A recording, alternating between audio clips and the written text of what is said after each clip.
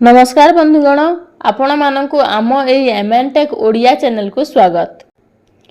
यही एबे आसिला सुभद्रा योजना को नहीं गोटे बहुत बड़ अपडेट। तेबे अपडेट टी कौन रही जानिबा पूर्वरु वीडियो टी को स्किप न करी आरंभरु शेष पर्यंत देखंतु।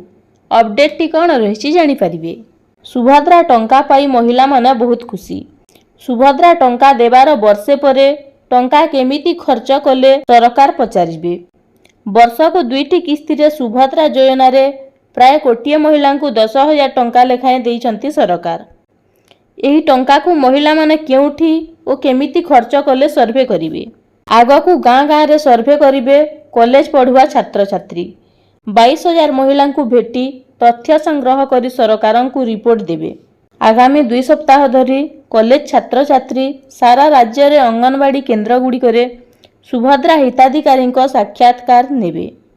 एने उपमुख्यमंत्री प्रभाती परिड़ा कहिबा परे सुभद्रा समीक्षा रे कॉलेज छात्र छात्री को नियोजित करिबा नै प्रश्न उठाइछंती अभिभावक संघ।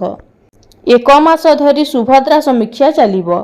सर्वेक्षण तथ्य आधार रे आगामी सुभद्रा कार्यक्रम कार्यान्वयन स्थिर कराजिबो। आईआईएम संबलपुर सहयोग रे महिला और शिशु विकास विभाग एही समीक्षार तथ्य को विश्लेषण करी संपूर्ण रिपोर्ट प्रस्तुत करिवो। तो एटा थिला अपडेट जहाँ मु आपनकु जणाई देली। तो एही परी अनेक गुडे इन्फॉर्मेटिव वीडियो देखिबा पई आम चैनल को सब्सक्राइब करंतु। धन्यवाद।